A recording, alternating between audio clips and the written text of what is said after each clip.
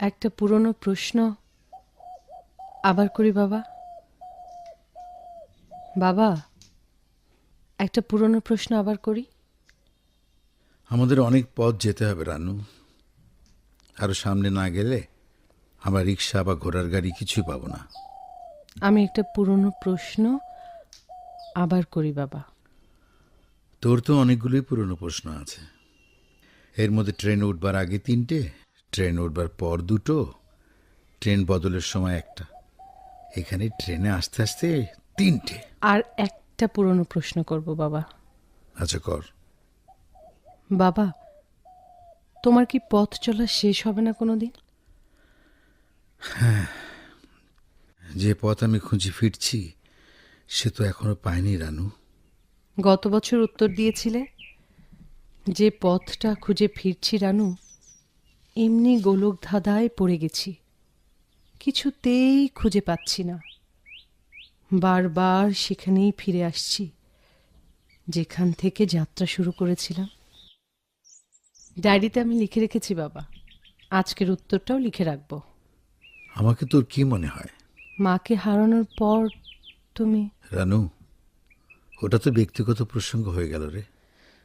আমার মনে হয় বাবা, ডিসেম্বর মাস এলেই তুমি ঘর ছাড়া বাউল হয়ে ওঠো। মনে হয় ঠিকই বলেছিস।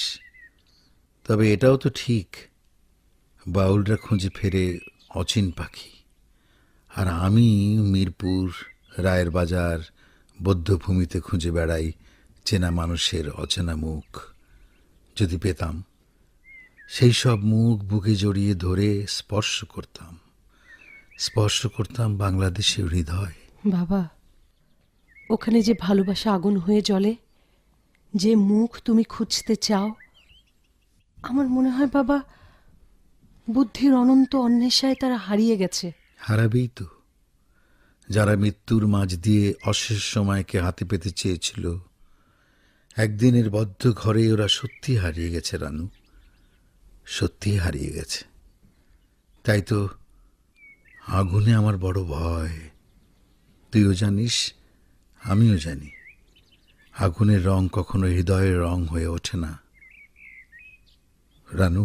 বাবা, তোর নিশ্চয় হাঁটতে কষ্ট হচ্ছে না রে? না তো বাবা। অচিন পাখি কেমনে আসে যায় খাঁচার ভিতর, অচিন পাখি কেমনে আসে যায়। বাবা, ওই দেখো একজন বাউল। বাউল? হ্যাঁ বাবা, কেমন একা একা হেঁটে যাচ্ছে, নিশ্চয়ই খুঁজে ফিরছে তার অচেনা মুখ, অচিন সেই পাখি। বাবা, একবার কথা বলে দেখবো, তুমিও বলো। বাউল বাবা, বাউল বাবা। আমি তো বাউল নই মা, তবে বাউলের ভেক নিয়েছি মাত্র। এর মানে কি? বাউল হওয়া যায় না মা, বাউল বাউল হয়ে জন্মায়। আমরা শুধু বাউলের ভেকটা নিয়েই পথে পথে ঘুরি। হাতে একতারা আছে, গলায় গান নেই, বুকের ভেতরটায় একটা অচিন পাখি বাসা বেঁধে আছে দুদিনের জন্যে। আমাদের সে চোখ নেই মা, সে পাখিটাকে দেখতে পায় না। লালন শাহ নিশ্চয়ই দেখেছিলেন। তিনি যে বাউল মা, তিনি যে দেখতে পেয়েছিলেন বলেই না বলতে পেরেছিলেন, খাঁচার ভেতর অচিন পাখি কমনে আসে যায়। লালন বাবা অচিন পাখি দেখেছিলেন মা, কিন্তু ধরতে পারেননি। আর তাই তো সারা জীবন কেঁদে কেঁদে গেলেন। বাবা, তুমি কথা বলবে না? আমার শুনতেই যে বেশি ভালো লাগছে মা। আপনি কিছু খুঁজে বেড়াচ্ছেন নিশ্চয়। কেমন করে বুঝলেন? আপনার চোখ দুটো দেখলেই বোঝা যায়। আপনি ঠিকই বলেছেন বাউল বাবা। হ্যাঁ, আমি বাংলাদেশের হৃদয় খুঁজে বেড়াচ্ছি। কি হাসছেন যে? আমি 32 বছর ধরে খুঁজে বেড়াচ্ছি লালন বাবার হৃদয়। আমি 1971 সালের পর থেকে খুঁজে বেড়াচ্ছি সেই 1971-এ বাংলাদেশের হৃদয় দেখে রক্তাক্ত আনন্দে অবগাহন করেছিল। এবার যে আমি অন্য পথে যাব। আপনি সঙ্গে থাকলে ভারী ভালো লাগতো বাউল বাবা। যার যে পথ মা, সে তো সে পথেই যাবে। তবে ঘুরতে ঘুরতে আবার দেখা হয়ে যেতেও পারে, এমনটা তো হয় অনেক সময়। খাঁচার ভিতর আছে পাখি কেমনে আসে যায়, খাঁচার ভিতর অচিন পাখি কেমনে আসে যায়, তারে ধরতে পারলে মনো বেড়ি, তারে ধরতে পারলে মনো বেড়ি দিতাম পাখির পায়। বাবা, হ্যাঁ? বাবা ওই যে দেখো, দেখো না, কি বিরাট দিঘি, চারপাশে কৃষ্ণচূড়ার গাছ। বাবা, ওই যে পূব দিকে 2-3টা ছবির মতো বাড়ি। রানু, হুম? মনে হচ্ছে সময় যেন এখানে থেমে আছে অনেক বছর ধরে। কেমন শান্ত, কেমন উদাস মনে হচ্ছে। এ যেন এক বাউলের বিভাগী মন। দুপুরের খাবারটা এখানে খেয়ে নিয়ে যাবে, কি বলো? হ্যাঁ, এখানটায় তাহলে বসে পড়া যাক। হ্যাঁ হ্যাঁ। ব্যাগটা খুলে চাদরটা বের করে নে। হ্যাঁ রে রানু, হ্যাঁ বাবা। ও দিকটায় তো একটা বাঁধানো ঘাটও দেখছি, বেশ পুরনো।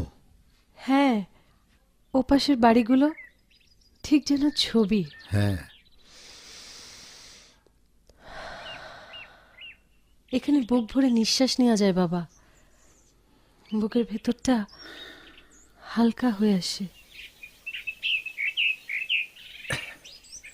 এইবার আমি একটু কাত হলাম রানু। হ্যাঁ, তুই এক কাজ কর, তুই ওই চারপাশটা একটু ঘুরে ঘুরে দেখ। দেখি আসি, তুমি আবার ঘুমিয়ে পড়ো না, ঘুরে এসেই কিন্তু আমরা খাবো। আচ্ছা।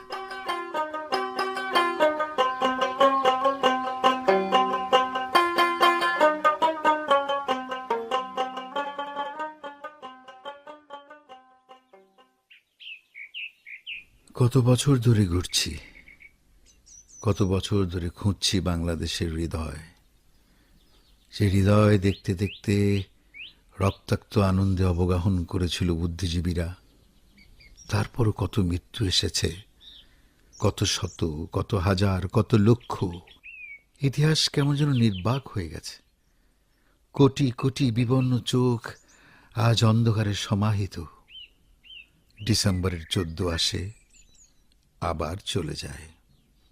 অজস্র ফুল শুকিয়ে পড়ে থাকে, ঠিক তেমনি 14 পড়ে থাকে আমাদের তকতকে আঙিনার বাইরে। শপথে আকাশ ছোঁয়া হাতগুলো সারা বছর মেতে থাকে আত্মহননের বীভৎস খেলায়।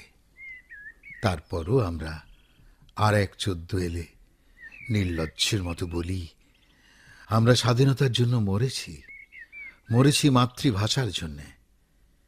21 আমাদের 71-এর রক্ত নদী পাড়ি দেবার সাহস দিয়েছে।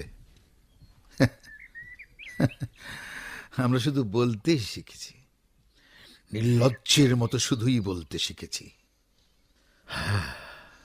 যে হৃদয় দিয়ে বুদ্ধিজীবীরা আবিষ্কার করেছিল আপন অস্তিত্ব, কি দুর্ভাগ্য আমাদের, আমরা তা হারিয়ে ফেলেছি। বাবা, আবার তুমি? ইতিহাসের পৃষ্ঠা উল্টে দেখছিলাম। বাবা এদিকটায় ফিরে দেখো, কাকে ধরে এনেছি। কাকে?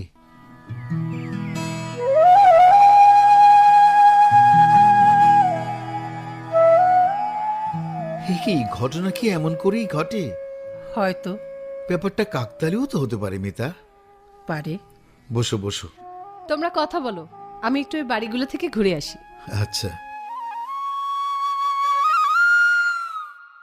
তোমাকে অনেক দিন দেখিনি। আবার বিয়ের পর এই প্রথম তোমাকে দেখলাম। 27 বছর। হ্যাঁ, অনেকগুলো বছর। বিয়ে না করে মেয়ে পেলে কোথায়? পেয়ে গেলাম একটা, নাজমার মেয়ে। ওকে পৃথিবীতে আনতে গিয়ে নাজমা মারা যায়। ওর স্বামী বিয়ের 7 মাস পরে নিরুদ্দিষ্ট হয়ে যায়। তুমি এখন ওর বাবা, ওর মা। হ্যাঁ, ও কিন্তু এ সত্যিই বিশ্বাস করে। এ কি তোমার মহত্ব? না, আমার বেঁচে থাকার মন্ত্র। আমি যদি তোমার সাজানো ঘরটা ভেঙে দিই? ঘর থাকলে তো ভেঙে দেবে। আমাদের দিন কাটে পথে, রাত কাটে। ভয় নেই। তোমাকে নিয়ে কোনোদিনই আমার ভয় ছিল না মিতা। তোমরা তোমরা এখানে কেন? তুমি তো জানো। বাংলাদেশের হৃদয় খুঁজে বেড়াচ্ছ? হ্যাঁ। তোমার এই পাগলামে এখনো আছে? পাগল হতে পারলে মনে হয় বেঁচে যেতাম। মিতা, বিশ্বাস করো, পাগল হতে পারলে আমি বেঁচে যেতাম। মেয়েটাকেও তুমি এ পথে নিয়ে এসেছো? ওকে না দেখলে যে আমার দম বন্ধ হয়ে আসে মিতা। ও প্রসঙ্গ থাক। কেমন আছো জাহিদ?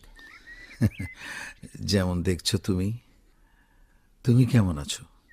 তোমার স্বামী, সন্তান?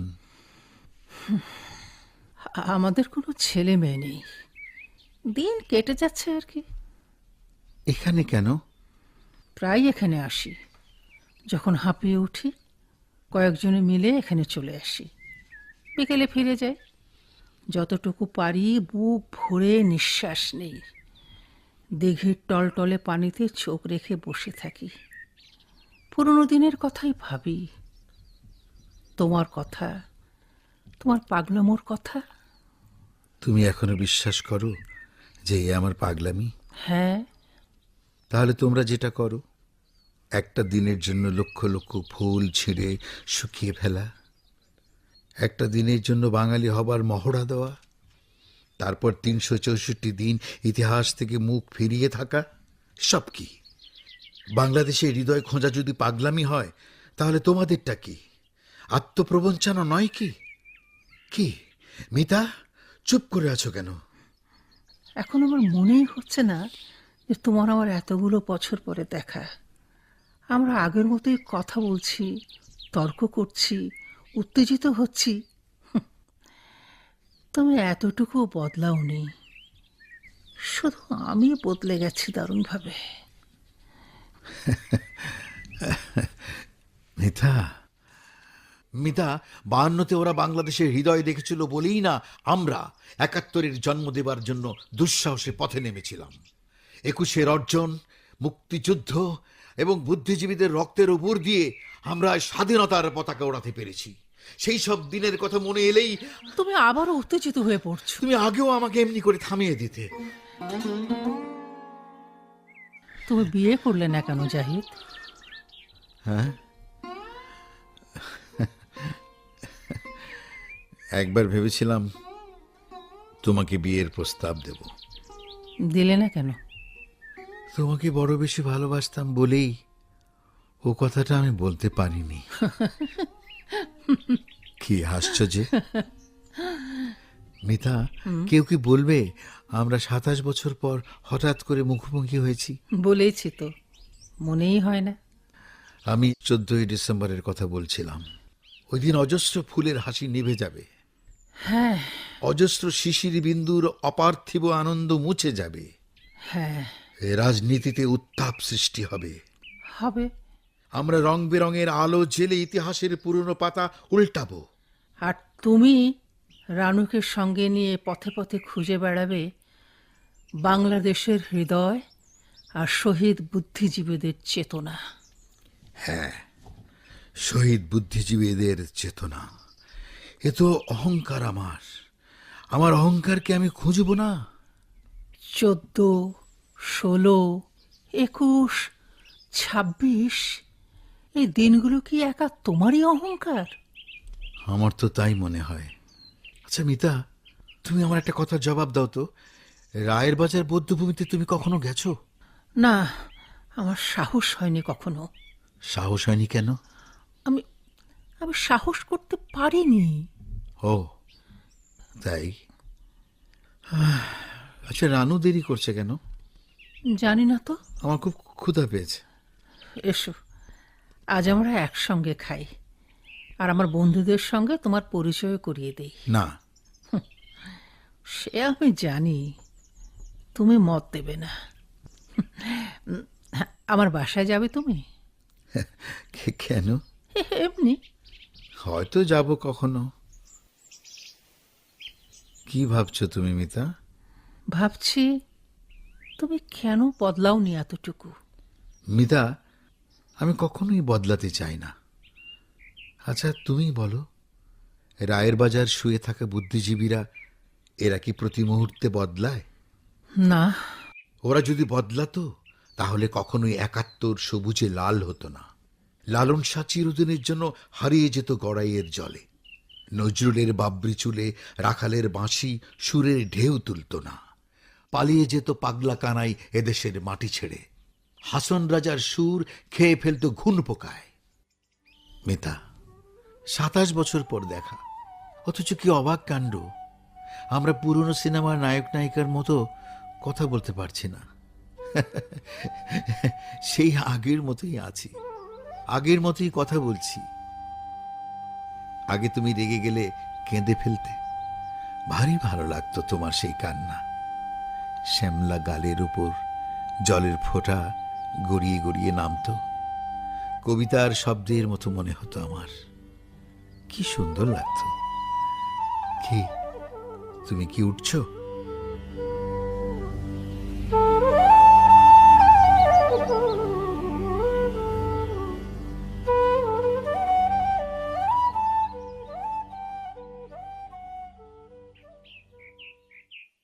বাবা, খাবার দেই?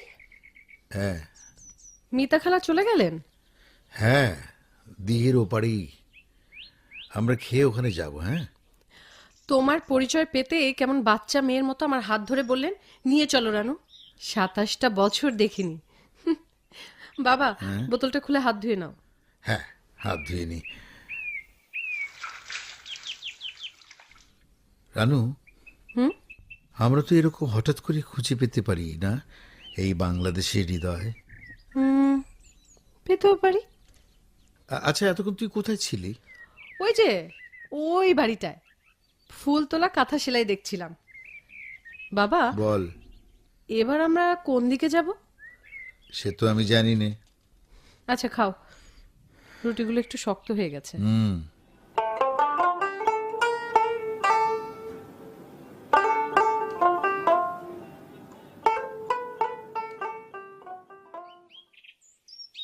হে জি মিতা, আমরা চলে এলাম। ওরা সবাই চলে গেছে জাহিদ। তুমি যাবে না? যাব, তোমাদের নিয়ে যাব। রানু, যাবে না আমার সঙ্গে? আমরা কি একই পথে যাব বাবা? জানি না তো মিতা, আমাকে সঙ্গে নিয়ে যাওয়ার সাহস কি তোমার নতুন করে হলো? না। আমি তো বলেছি মিতা, যাব কখনো নিশ্চয়ই একদিন। তোমার পাগলামোর কি শেষ হবে না কোনো দিন? কি হাসছো যে? তুমি অপমান করছো মিতা। তুমিও অপমান করছো আমাকে। মেয়ের সামনে অপমানের শেষটুকু আর নাই বা করলে। বাবা ওঠো, চলো, দুটো দিন থেকে আবার আমরা পথে নামবো। চল।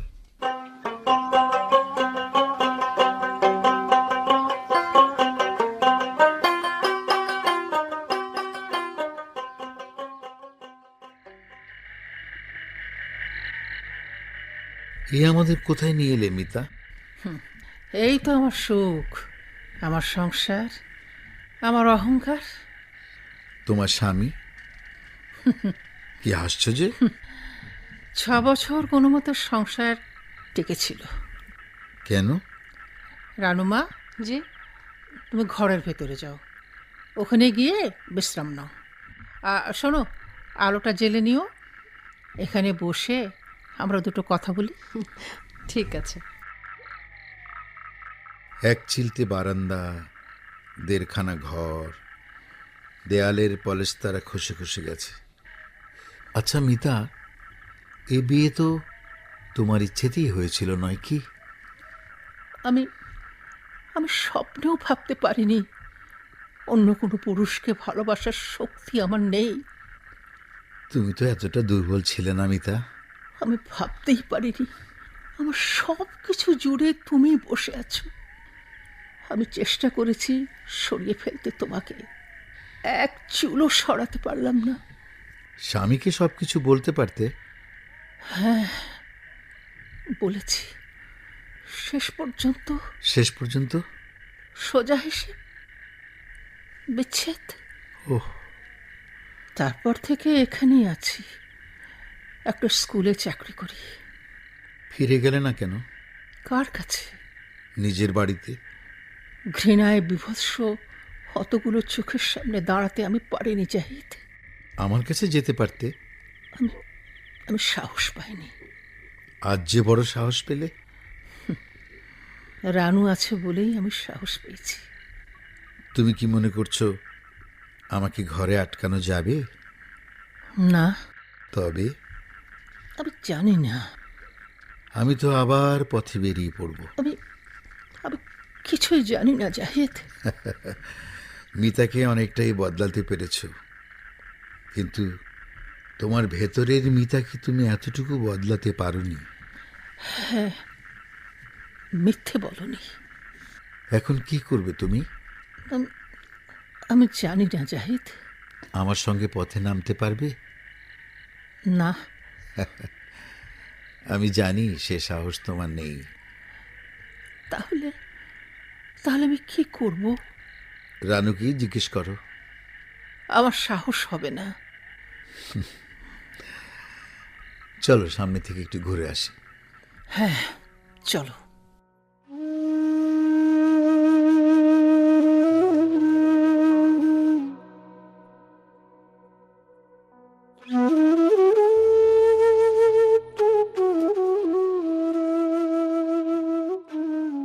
আবার কবে আসবে? সে তো জানি না খালা। তোমার বাবার মতো তুমিও কি? খালা, সবাই যখন ইতিহাস থেকে চোখ ফিরিয়ে রাখতে চেষ্টা করছে, আমার মনে হয় এটা সত্যি ভীতিরই কারণে। তখন আমার সামনে একজনকে তো দেখছি, যে মানুষটি আমাদের মর্মমূলে চোখ রেখে তাকিয়ে আছে ইতিহাসের মুখে। আমি তো আর 5জন মেয়ের মতো সংসার জীবনে যেতে পারবো না খালা। তাই যতটুকু শক্তি আছে বাবাকে দিয়ে যাই। আজ বাবাকে অনেকেই পাগল বলেন, কিন্তু আমি তো জানি এই 14, 16, 21, 26 আমাদের বাঁচতে শিখিয়েছে। এই দিনগুলিকে আমরা একদিনের আনুষ্ঠানিকতায় আটকে রেখে আসল সত্যটাকে ভুলতে বসেছি। এই নির্মম আত্মপ্রবঞ্চনার বিরুদ্ধে আর কে কি করছে সেটা না ভেবেও আমি বলতে পারি, আমার বাবা বিদ্রোহ করেছেন। আমি বিশ্বাস করি। আমি স্বপ্ন দেখি একদিন অগণিত মানুষ বাংলার হৃদয় আবিষ্কারের পথে নামবে। 14ই ডিসেম্বর শুধুমাত্র একটি দিনের জন্য ফুলে ফুলে ঢেকে যাবে না, চিরঞ্জীব মহিমায় প্রতিদিনের নিঃশ্বাসে মহিমান্বিত হবে। খালা, আমার বাবা সেই মিছিলের। রানু, আমি তা জানি এবং তা বিশ্বাসও করি। আপনার বিশ্বাস যেদিন এদেশের ফসলের ঘ্রাণে ভরে উঠবে, আপনাকে কথা দিচ্ছি, বাবাকে আমি হাত ধরে এনে আপনার হাতে তুলে দেব। তোমার মতো আমি সাহসী হলাম না কেন রানু? সে তো আমি জানি না খালা। আমার বাবাকে হৃদয়ে লালন করেই তো আপনি বেঁচে আছেন।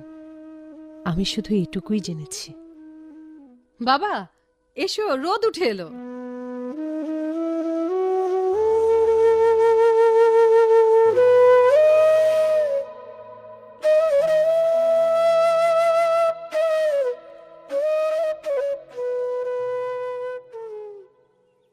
পারে লয়ে যাওয়া মা, আমি অপার হয়ে বসে আছি, আমি অপার হয়ে বসে আছি, ওহে দয়াময়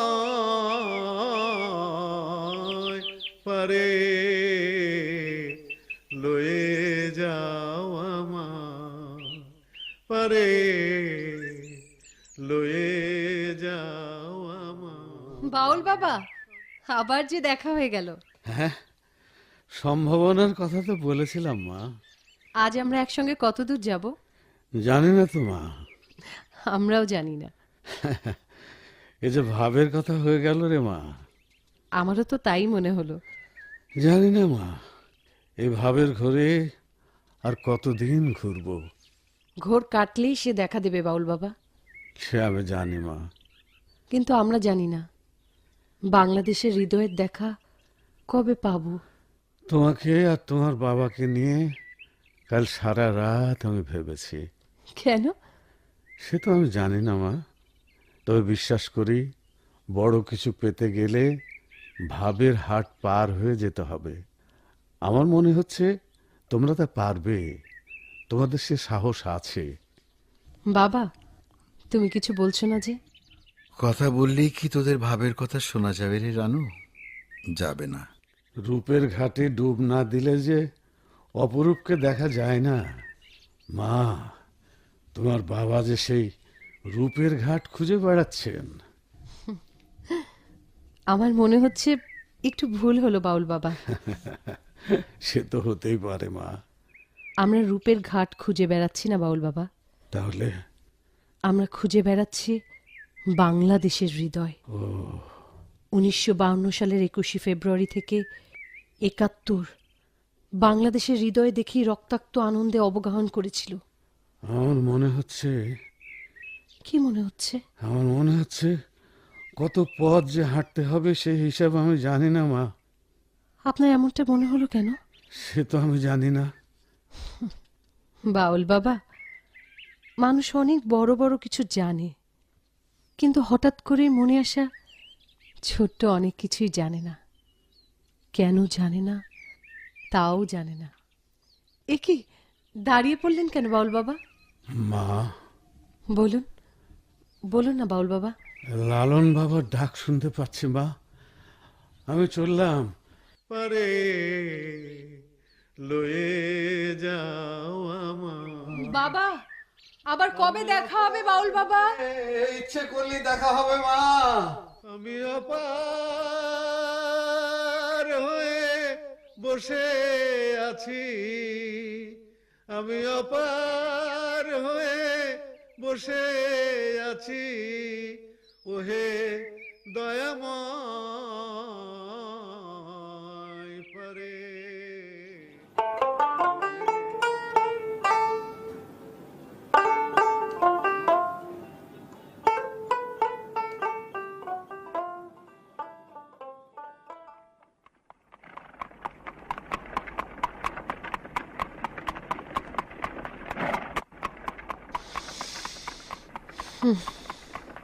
বাবা, হ্যাঁ, চলো বাবা, মিতা খালার কাছে ফিরে যাই।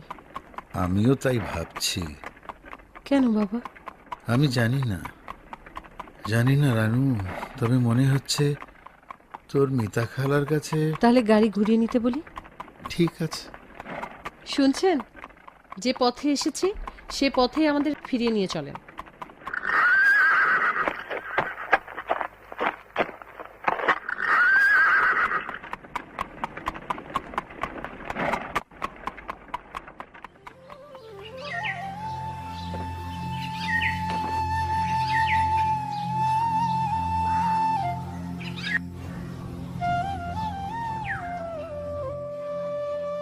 মিতা খালা, মিতা খালা, মিতা খালা। রানু, এ কি, ঘরের দরজায় তালা ঝুলছে? এমন তো হবার কথা নয় বাবা। আমি যে বলে গিয়েছি তোমার হাত ধরে এনে তার হাতে তুলে দেব। কোথায় যেতে পারে মিতা? একা একা পথে নামবার সাহস নিশ্চয় হবে না। আচ্ছা বাবা, হ্যাঁ আজ তো ছুটির দিন। হ্যাঁ, মিতা মনে হয় সেই দিঘির পাড়ে। হ্যাঁ হ্যাঁ, যেতে পারে। আমি একটু এই বারান্দার খুঁটিতে হেলান দিয়ে বসলাম। আচ্ছা, আমিও এখানটাই বসছি বাবা। সামনের পথটা অনেক দূর পর্যন্ত এখান থেকে দেখা যায়। আমি বাঁধিনু তোমার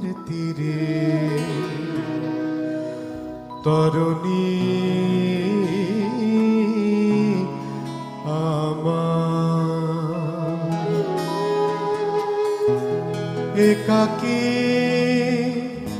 বহিতে তারে আমি একাকী বাহিতে তারে পারি না যে আর তরুণী আমার আমি বাঁধিনু তোমার তীরে তরুণী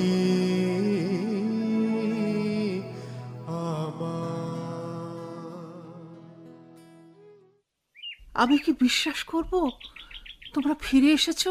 হ্যাঁ, আমি যে কথা দিয়ে গিয়েছিলাম খালা, আপনার বিশ্বাস যেদিন ফসলের ঘ্রাণে ভরে উঠবে সেদিন আমি বাবার হাত ধরে আপনার হাতে এনে তুলে দেব।